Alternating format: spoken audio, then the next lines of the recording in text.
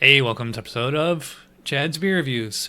So I've been on like a Florida brewery kick lately, so let's go with like Florida's probably up and coming, like most avant-garde must-have brewery out of Doral, Tripping Animals Brewing.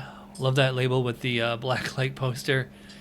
The Animist, 8.9% ABV. It's a triple dry hop double IPA brewed with Riwaka, Strata, 𝓑𝓻𝓮𝓀𝓮 and Citra Hops. And it's very fresh. It was canned on June 19th, which is about less than 50 days ago. It's about a month and a half ago. Pour it into the IPA glass. Pretty standard hazy. It's kind of a pale yellow banana color. Actually, in the glass, it looks a little bit more orange. It's also the lighting. Get a pretty big white frothy foam on there, and this actually has like that kind of creamy consistency. It's not like the dish soap suds of a lot of the hazies. Okay, this definitely has the standard hazy aroma, very tropical, but it also has like this almost like Triscuit crackers kind of thing, almost like rosemary or some kind of spice racks seasoning on there.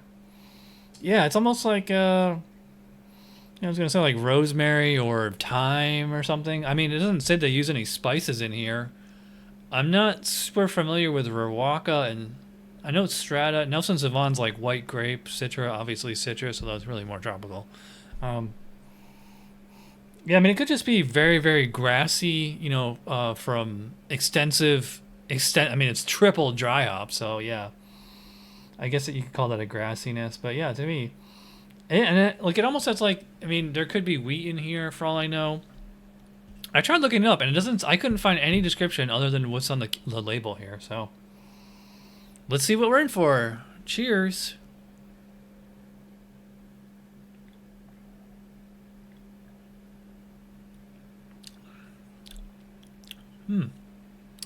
Well, it does taste kind of like how it smells. I did get a kind of crackery, kind of maltiness in there, and a bit of like a rosemary or thyme or some kind of spice shelf rack seasoning kind of thing in there.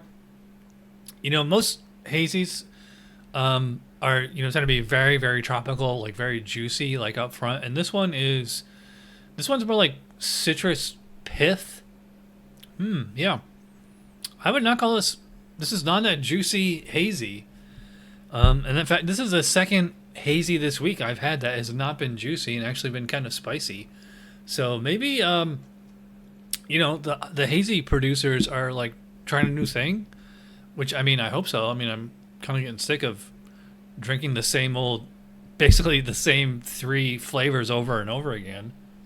This one is more like grapefruit peel or lemon zest.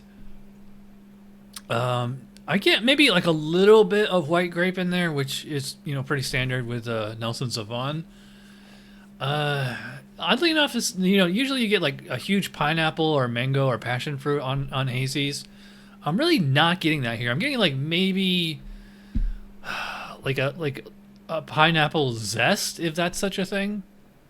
I will say like there is like a little bit of a sweetness in here.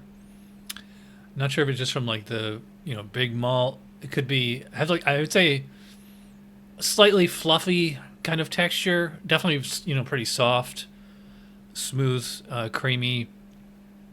Not surprising for a hazy. I mean just all triple dry hops. Obviously you're gonna have like all that hop residue just lingering, giving it kind of like a bit of a grit to the body. The 8.9 is definitely there. It's I would call it warming. It's not hot. For me, it's fairly easy to overlook. Like it's not like burning. It's not distracting. The actual bitterness is, I don't know. I'd say about average. I could not find the IBUs on this one. This is 8.9, so it's probably about between 50 and 65, maybe 70. Like it's definitely bitter. It's definitely bitter enough to notice, but it's not to the extent of like the old school Ruinations and Dogfish 90 and Ballast Point and things like that.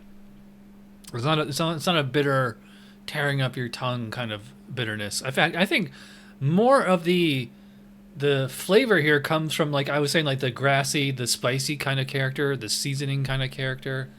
It's funny because Christine and I had like rosemary thyme crackers at her house the other day, and this has a very similar taste to that. It's stuck in my head for the last few days.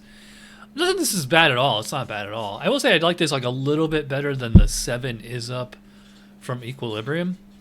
And again, like I said with that beer, is like, even though I'm not super crazy about like the actual flavor here, I appreciate the originality. It's not just the same old juice bomb with the spicy, grassy finish. These are different flavors here. That being said, it's not exactly rocking my world.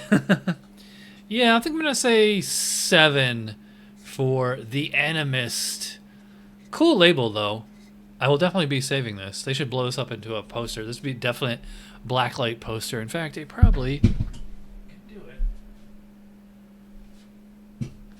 I don't know if this is gonna pick up. The light in the ceiling up here, I can control the color, so you can sort of see. Yeah, it's kind of a cool blacklight poster thing. All right, I'm rambling. If you watch all the way in, you're awesome. Thanks for watching. I'll see you for Tuesday Night Beer School. Cheers.